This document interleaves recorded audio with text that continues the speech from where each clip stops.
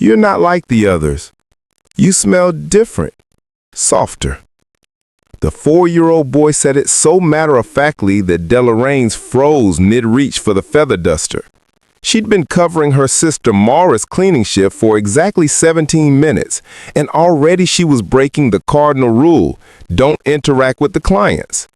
But this child, sitting alone in an immaculate living room filled with untouched toys, looked at her with eyes that held too much loneliness for someone so small. "I'm Della," she said gently, kneeling down. "What's your name?" "River.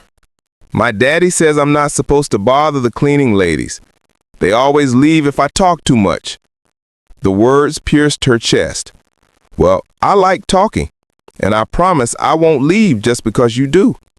River's face transformed, a tentative smile breaking through like sunrise after endless night.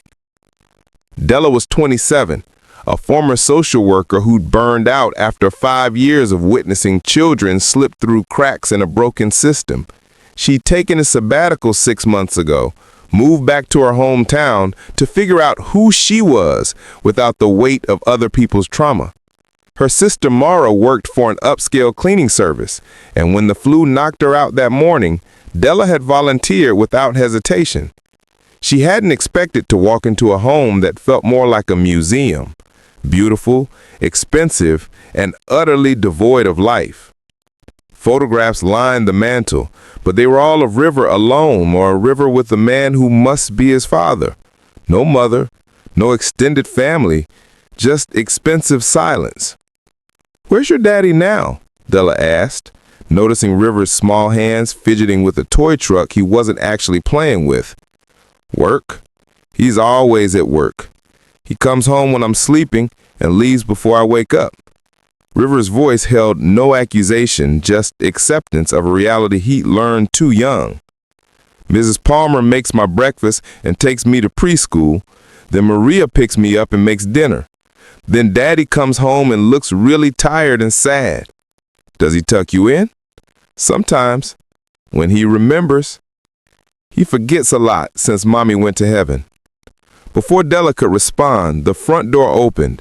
A man in an expensive suit stood in the doorway, briefcase in hand, looking stunned to find his son talking to the cleaning woman.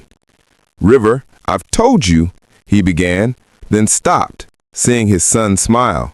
The first real smile his expression suggested he'd seen in a long time. "This is Della, Daddy. She smells like cookies, and she promised she won't leave." The man's face did something complicated. Relief, pain, hope, and exhaustion all at once. He was younger than Della expected, maybe 34, with the kind of weariness that came from carrying grief too heavy to set down. "I'm Sterling Finch," he said quietly. "I apologize for coming home early. I had a meeting cancel and thought I wanted to see him before bedtime for once." "Don't apologize," Della said. "River and I were just getting acquainted."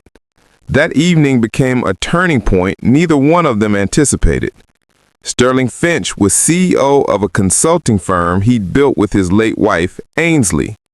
They'd met in college, married at 23, had River at 29.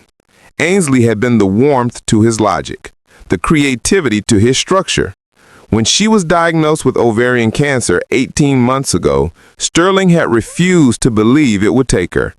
They'd fought it together. Chemotherapy, experimental treatments, everything money could buy. But cancer didn't care about money or love or 4-year-old boys who needed their mothers. She died 7 months ago, asking Sterling to promise he'd keep living, keep being present for River. He'd promised, then promptly buried himself in work because it was the only thing that didn't hurt, the only place where he felt competent instead of utterly lost. River had gone silent after Ainsley's death, stopped asking questions, stopped smiling. The parade of nannies and housekeepers came and went, each one growing frustrated with the child who wouldn't engage, not understanding that connection meant loss. Until Della knelt down and promised not to leave. Over the next week, Della kept covering Mara's shifts. She told herself it was to help her sister recover, But truthfully, she couldn't stop thinking about River's lonely eyes. Each day she found the boy waiting for her, slowly opening up, asking questions, playing games. And each evening Sterling came home earlier, drawn by his son's laughter echoing through rooms that had been silent too long. "Why are you doing this?" Sterling asked one evening after River was asleep. "You're not even the regular cleaner. You're overqualified. I saw the social work degree on your bag. So why are you here scrubbing floors and playing with my son?" Della was quiet for a moment. "Because I spent 5 years trying to save children from bad situations, and I couldn't. The system is broken. Resources are limited, and I watched kids I cared about disappear in the circumstances I couldn't fix.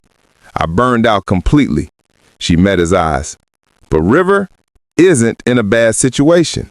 He has a father who loves him. You're just drowning.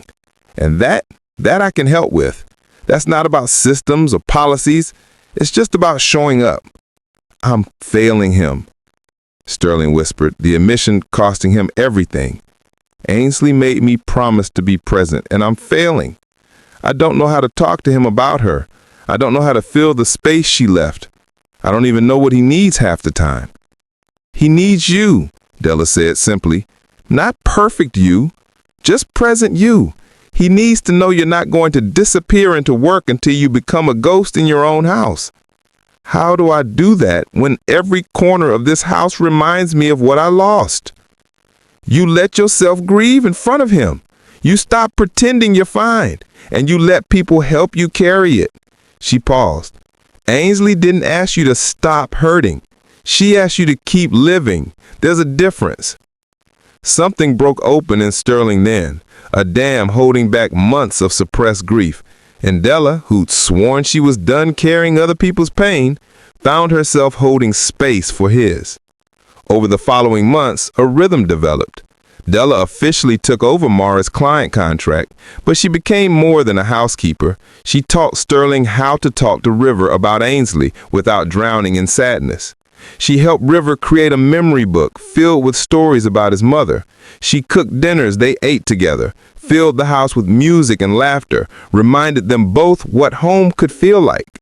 And Sterling, who had been running from grief, learned to sit with it, to let River see him cry, to share memories instead of hiding from them, to understand that healing wasn't about moving on, but about making room for joy alongside the sadness.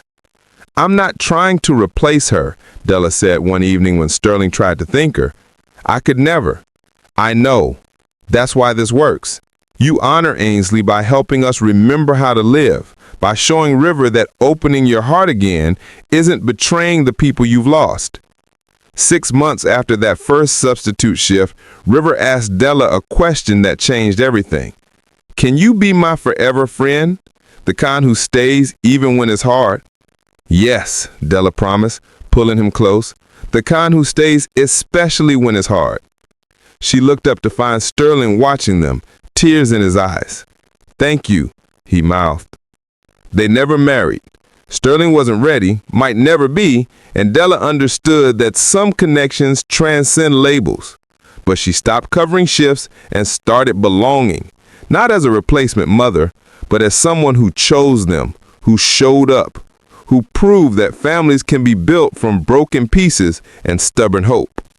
And sometimes, late at night, Sterling would stand in the doorway of River's room, watching Della read bedtime stories with the same gentle patience Ainsley once had.